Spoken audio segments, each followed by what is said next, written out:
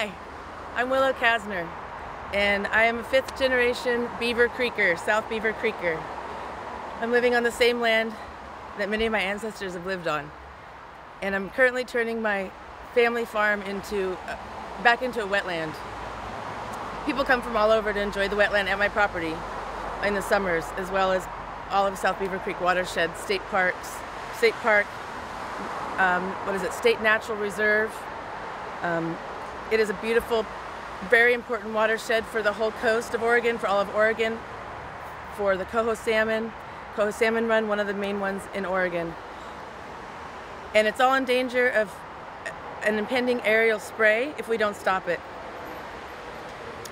The spray notification was put in August 2nd. We got word on the 3rd or 4th.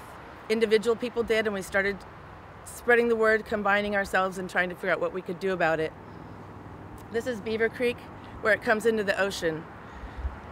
The coho salmon, which are critical on the endangered list, something like that, they come out to the ocean when they're adults. When they're ready, they come back in, they mate, they spawn, they make babies up in South Beaver Creek, farther upstream from where I live.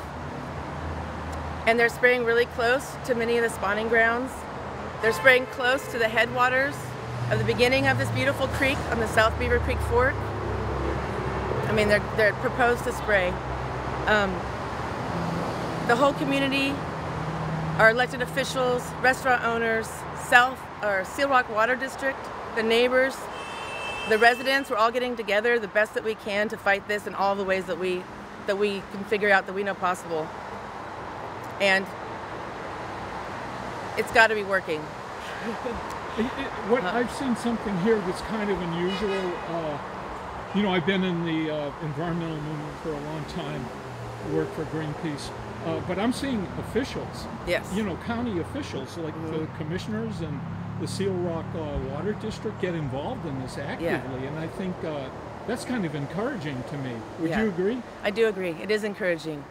We're kind of bridging the gap for the first time that we've seen in any of these events. The clear cutting and it's private timber industry and private timber land. We're not talking about National Forest or Forest Service land, which is maintained in a different way. This is private timber industry, and they've been doing this for generations.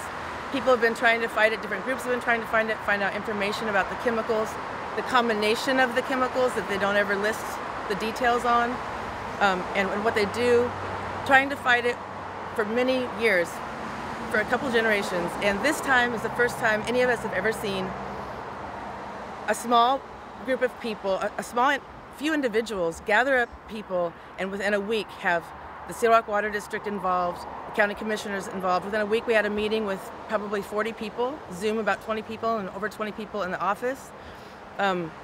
We had an ex-EPA person there, we had someone from poison control, we had all these different people basically all saying that legally there's no one there that can just pull the switch, which is why we're going to Tina Kotek and to all of our state representatives.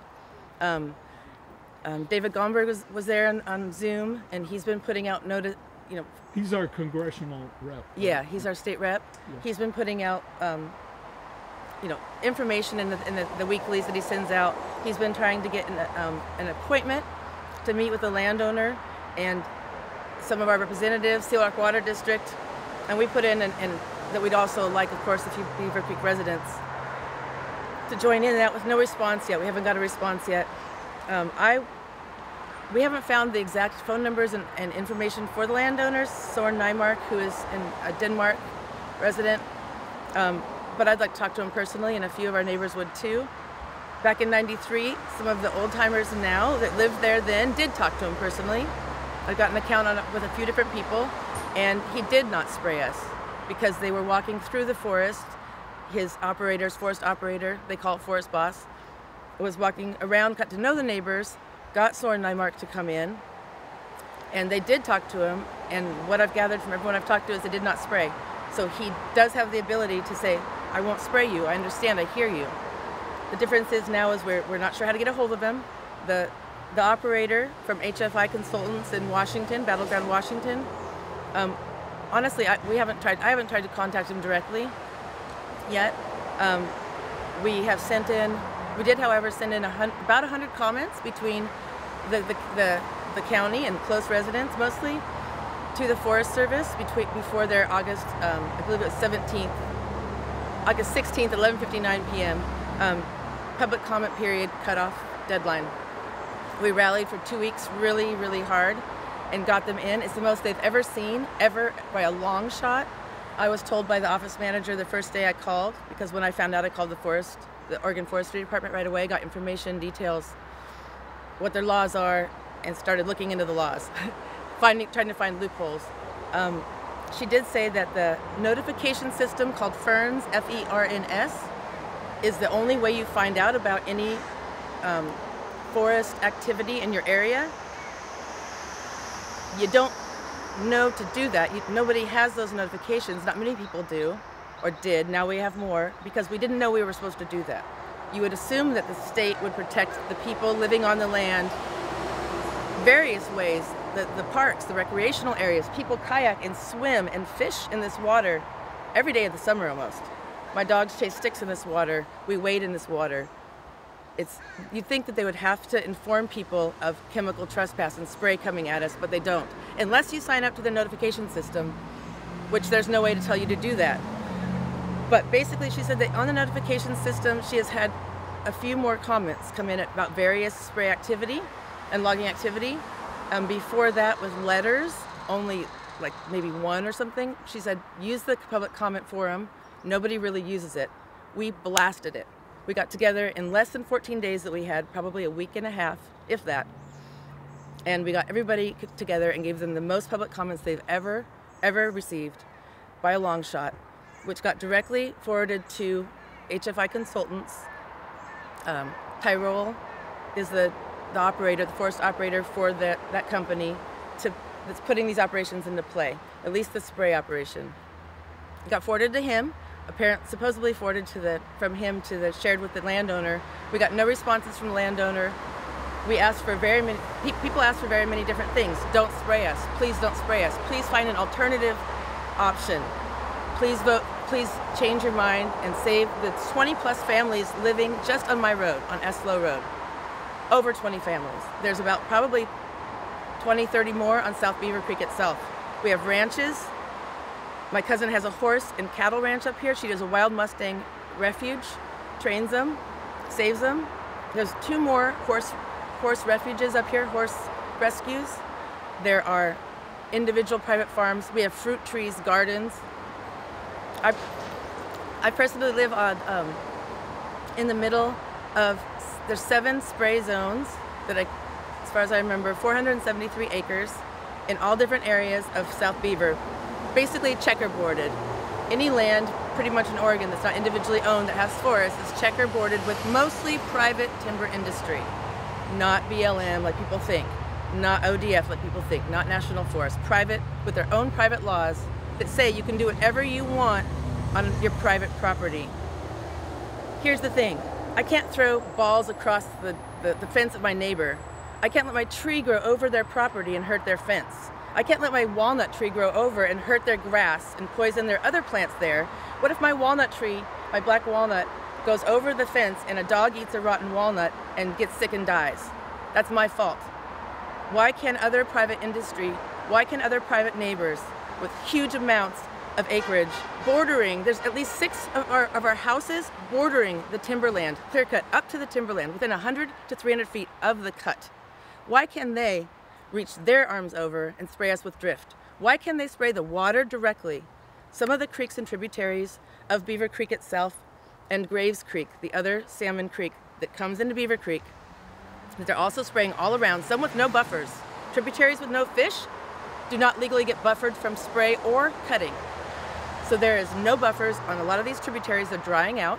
They're coming back into Beaver Creek. They're coming through the wetlands that I protect in the middle, and anybody else protecting living on the wetlands.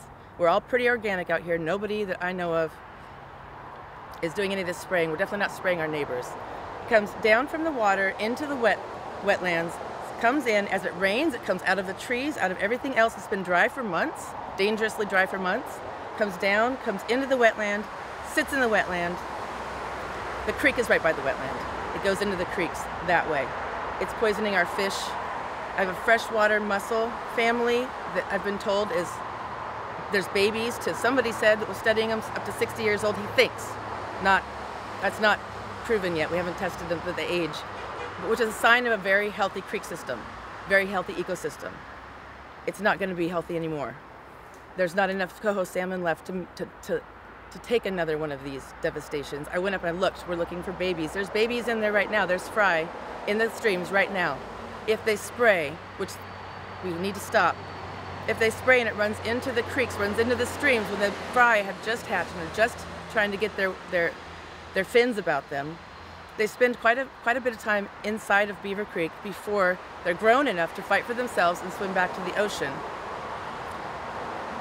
How are they gonna survive? How are they gonna swim out? How are we gonna continue the coho salmon run, which is a really important industry as well for Oregon and for Newport, is fish and native fish. This is one of the two most important native coho salmon runs. So besides the salmon, there's also the endangered marbled murrelet, which is a seabird that flies over my wetlands. I say mine because I'm feeling personally in charge of taking care of it. Over the wetlands, up through the valley, and into the big old trees, the few that are left, up farther closer, further into the forest. I hear them flying over at night. I didn't know what they were. Couldn't figure it out. Well, it's because you don't see them. They come in at night to nest. If one of those trees, if one of those nests gets sprayed, there's not very many of them. I can't tell if there's one or two. There's not very many up there, I don't think. If one gets sprayed, it's gone. It's an endangered species. It's gone. They don't have anybody up there laying down at night looking at the trees to make sure that there's no marbled murrelet before they start spraying. There's so many things I could get into details that we do not believe they're doing correctly. But it's a sidetrack about the fish, and that's one big part. There's a lot of big parts about this. Protecting the fish and the ecosystem for the entirety of the planet, for the entirety of our county, of the native people that rely on this fish, that protect this fish. It's ridiculous. One aspect is all of the animals, all of the wetland birds. We have bald eagle, we have I think golden eagle. There's at least a few kinds of owls I can hear at night. There was spotted owl. I don't know if there is anymore. There are the snowy egrets, the blue heron. There's also early June and spring. There was a woman who was a birder. She had, I believe she had an app to count them. She came out of her tent because I let people camp on my land in the wetland and enjoy it. She came out of her tent. There was 29 different species of birds. And it was actually closer to June 25th, so later June. 29 different species of birds she could hear, the app could hear in the morning. Incredible. What do we think we're doing when we spray around the trees? We cut down the trees and we spray the last of where they have to go rehome themselves at. It doesn't make any sense. We're not against logging. We're not against the timber industry. We're against killing all of the species that help the planet survive. We're against poisoning the water sources that our children drink, that we drink. So segueing back from the animals to our land here, we have all the families. Our children play in the wetlands, they play in the forest. I know many accounts in the past of children getting sprayed directly, or people getting sprayed directly walking in their own fields, not necessarily on this creek, but in other places. Triangle Lake, Five Rivers, sprayed directly because usually the operator doesn't know, because it's not written in the ODF, the Department of Forestry written plan, because they didn't know to register their house and water source, because nobody tells us to do that. Until now, when we're spreading the word. People know now more than ever. More people. We've already increased buffer zones on different domestic water. We've increased the houses they have to buffer. We've increased creeks that they now know of and know the name of and know they have fish that they have to add buffers to. But even still, what's a 50 to 80 foot buffer on a protected coho salmon run? It's nothing. The whole law part I can get into as well. The holes I found in the written thing when you're ready. Well, what type of legislation would you like to see passed in the state to regulate this or stop this kind of toxic spray? We have to change the legislation. We have to change it from the top up. We would like, for one, our county. We want our county to be able to decide for itself as a whole, which we are right now, and we already have in 2017. A group got together and banned aerial pesticide spraying for about 2 years. It got overturned by legislation because it was by the preemptive laws, which says county cannot govern itself, the state governs us. So here's my question. Even talking to one of the Forest Service people about federal lands, I said, how come the Sayusala, how come the federal lands, how come the Federal Endangered Species Act doesn't protect us first? And she said something along the lines I was told of, well, you wouldn't want, state makes their own rules. You wouldn't want the federal government telling each state what to do all the time, would you? And I said, well, funny thing is, ma'am, you guys, your company that you guys work for, are telling us what to do, which is we're on a county level.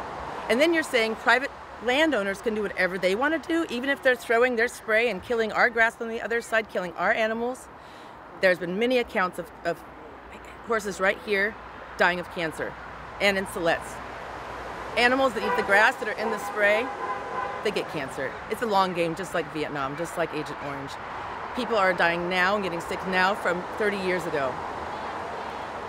Makes it kind of hard to document in a small amount of time to change legislation fast. But just on the human rights to clean water, clean air, and if we're talking private property, my private property deserves to be protected as much as his private property does. And how come in a county we can't get together and say, nobody gets to touch each other's land, nobody gets to, ooh, get those guys. No spray! No spray! Whoop, whoop, whoop, whoop.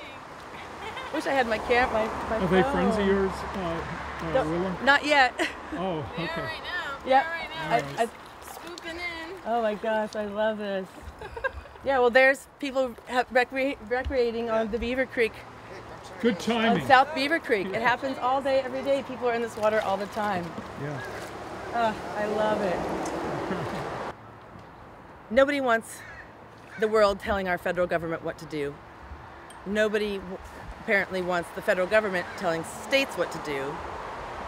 We don't want the state limiting our choice of our own basic human rights of safe water, clean food, our farms and our horses and cows and pets and friends and people to be not poisoned. We don't want our neighbors' rights infringing on ours. We need to be able to make those decisions for ourselves. If they are going against any of the restorative nature laws or acts, then yes, veto it, because that's number one. Obviously, those of us living here know that the ecosystem and the environment is what's going to help keep human beings alive on the planet. Obviously, big companies maybe don't have that, big corporations don't have that same belief, but greed and life aren't going to go hand in hand very long. And if we can't stand up and say what we need and what we want, because we are the people who inhabit this land, we are the people in charge of caring for it, and we raise our families here. We have our homes, our businesses. Of course we deserve the right. Of course we have the right. How are we going to go about claiming it, I guess, is the thing. Legislation needs to be changed on a state level. I believe actually it could also get changed on a federal level. The Endangered Species Act and the federally recognized legislation that they have to protect this land and keep it together as a whole need to protect the land first and foremost. First and foremost, if I, as a landowner, who I have South Beaver Creek on my land, if I, as a landowner, chose to go dump in gallons of poison directly into the creek, just dump it in. What if I wanted to put bleach in the creek because I thought it smelled bad? Or whatever, or into my pond. I'm going to put tons of poison in my pond, which I know is going to sink through the ground, sink through the wetland, and eventually it's going to get cleaned by the wetland. That's its job, but it won't get all cleaned, and in the meantime, it's going to kill things. What if I poured a bunch of poison into the creek? As a landowner, apparently I can do that.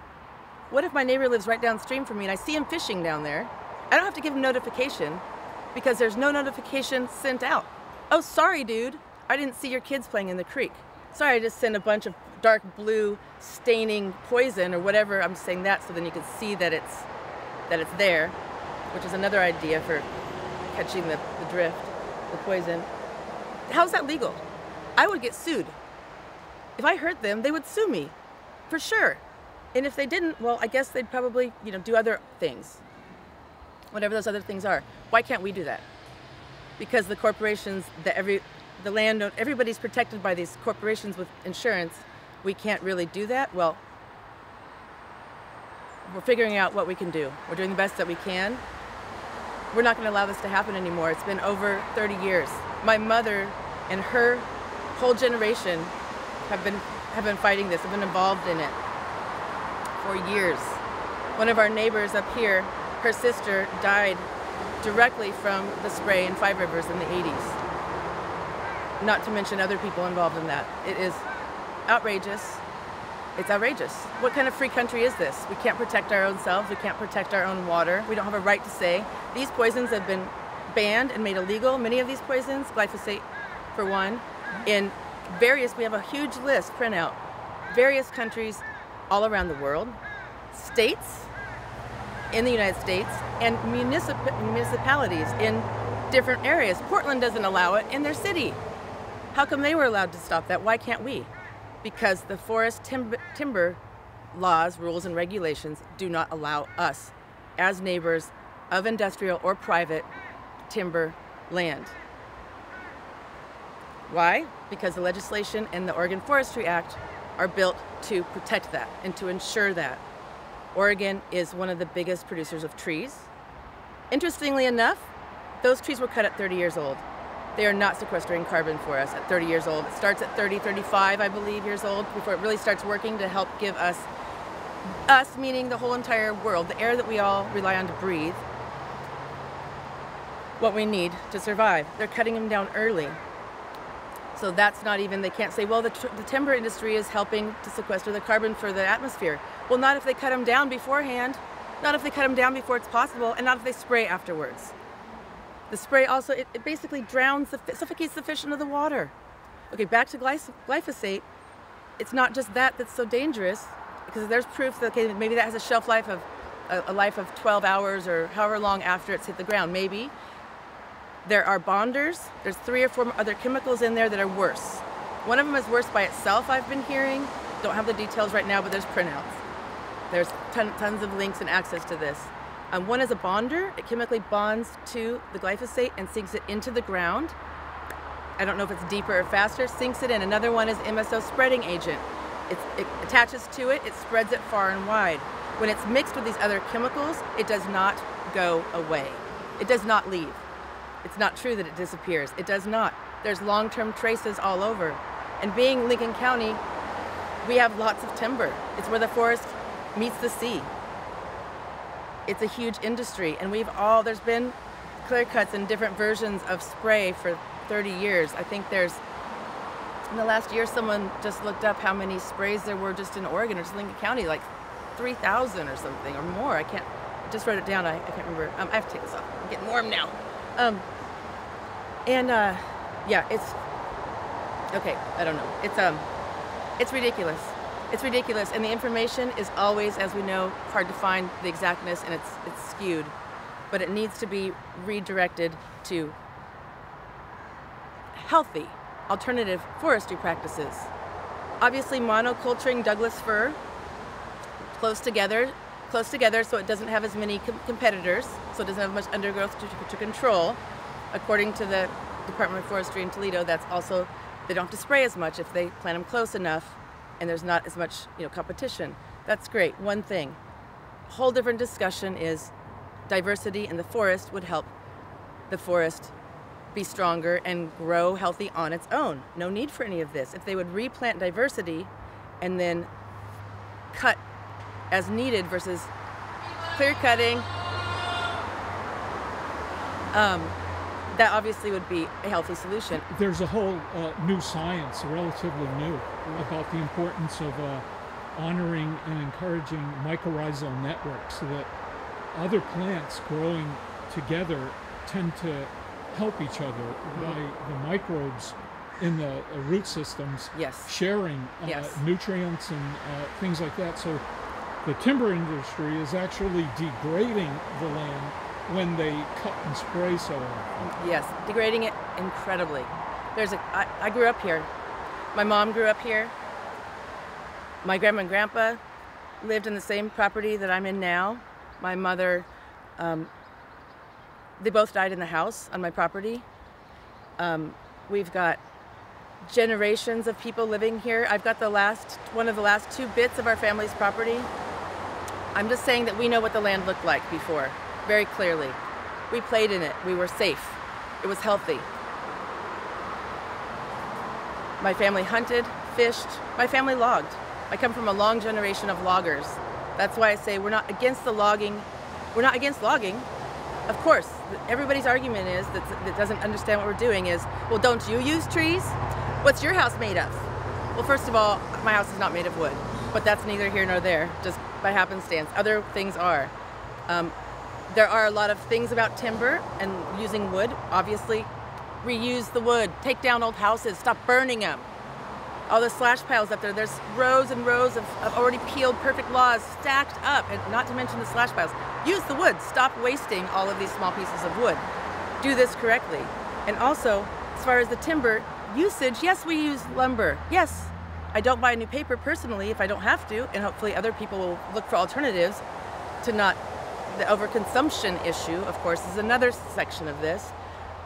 But we're not against using the resources, especially when we were gifted, blessed enough to be born in an area with these resources still available to us. We're not against using them, of course. Everybody I know is either a carpenter, a contractor, you know, different things. We're woodworkers. We've got a wood. He used to make wooden boats. One of our people on the creek. My father was a contractor and a carpenter. My stepfather was a fisherman. We're not anti small town employment. We're not anti small town, you know, survival and thriving. We should all work together. Back in the day, my grandparents, my grandfather, his father, his uncles, and cousin and son were all in a logging company. And I don't know if it was called Hollowell logging or not, because they didn't have signs back then. My cousin Larry, who was the son of one of the logging company, lives right next door to me and was also a logger for years. He did walk away from a spray operation in the 70s because he felt sick, started getting a headache, laid down, and they said, "What are you doing?" And he said, "I'm leaving." And when he came back up, because they gave him a different job since he quit, he saw dead animals. He saw blood coming out, I believe. Not exactly sure. He's seen deformed animals. He's seen tons of things directly affected from the spray in the forests. And people might say, sure, that was the 70s and 80s. The chemicals are different now. We're not using 2,4-D anymore. We're not using atrazine on this particular spray. Great. They've formulated new ideas that are legal. As soon as they ban one of them or make one illegal, now they formulate different chemical mixes, cocktails as they're called, to do the same thing. It's not any better. It might be a little bit better, but it's still messing everything up. It's ridiculous. My grandpa didn't believe any of this was going on in the early 90s when I started learning about it all and telling him, and he did what the people are doing now. Another segue. My grandpa told me when I came back to visit after I left for a year, I said, "Grandpa, don't sell this land across the way. Don't sell the rest of the homestead. Keep it for me and my cousin who's down the road who has a horse and cattle ranch." Now she does. She was about 16 at the time. So don't sell it, keep it for us. And he said, "Well, I'm going to sell it because you don't live here, you don't care." And I said, "I do live here. I am going to come back. Dad, I have to go out or Grandpa, I have to go out and learn about the world, but I am going to come back and I am going to take care of this land because her and I were the last, you know, basically the heirs that would take care of it, people that would take care of it." And he didn't believe me. I told him about clear cuts happening and what it was doing, and that I was learning all about other ways of forestry than what I'd been raised with. And he said, "If I don't see it, I don't believe it." That's the mentality they had then. That was in the, you know, basically 70s to 90s, you know. Now what's your excuse? You don't see it, you don't believe it? You see it. There's internet everywhere. You can't not see it. You can't close your eyes and live in your little tiny room like my grandfather did and believe that his old-fashioned practices were still viable. It's not the same. It's not the same world. We've depleted it so far because back then my family, who I love and respect and cherish, and I'm so honored and so proud to be from such a strong family. Those men were strong. Those women took care of those men and those kids. They hunted, they canned, they fished, they logged. Amazing homesteaders, amazing people. I hope that I can have some of that strength, and I have been learning all of those things that I can. But times have changed. As soon as industry started getting big, they took down too many trees. This is what's happening now. And a part of that, one thing my grandpa said to me that will always stick with me is he said, "I'm going to log that land, Willow, and then I'm going to sell it." And he said, "And I'm going to cut the buffers down right to the creek before they change the laws because your hippie friends are working towards changing laws, and in such and such a time or whatever, there's going to be a bigger buffer on Beaver Creek. So we're just going to take the trees now. Guess what's happening right now in 2023? This is my personal opinion on why these trees were cut so young, and I can't say for sure. I haven't talked to them directly at all. This is a reason pretty darn sure why there's so many cuts happening right now. There's so many forestry operations happening right now, because in 2024, January 1st, private timber land has new buffers set. So the buffer zone now for a fish-bearing creek, it's a SSBT, salmon, steelhead, bull trout stream. We also have lamprey. We have lots of things that are critical. Those streams, creeks, have a certain buffer. I can't remember exactly what the buffer is. We'll say 50 to 80 feet, depending on if it's a type F stream or type SSBT stream. In January 2024, they'll be extending to up to 120 feet, 150 different, depending on what kind of stream, and if it's a house or if it's an eagle, or what the specific sensitive protected area is, will be extending. So in my opinion, that's why so much logging is happening right now. There's spray announcements that just came out for Siletz as well. It's happening everywhere, probably to get that last buffer zone. Don't quote me on it, I don't know for sure. Sure looks like it. And being from personal experience from my grandfather on the adjoining property, actually, it seems like it, and that's just got to stop. It's almost like backwards. So now they're cutting more quicker, and because they're afraid of losing their 100 feet or 50 feet of buffer. Like I said, we've been up there for years. It doesn't make any sense. That was a few trees, and with the amount of trees that they left on the ground, they were willing to jump in first, destroy a whole ecosystem, and it was legal for the few big, and I say big, that's like a big tree up there, that were actually left close enough to the creek. They cut them down. Well, they still could. They're never going to be able to cut down there again, because the cut buffers are the ones extending, not the spray buffers. The RMA, the harvest tree buffer, is extending. Well, that's interesting, because they're already gone.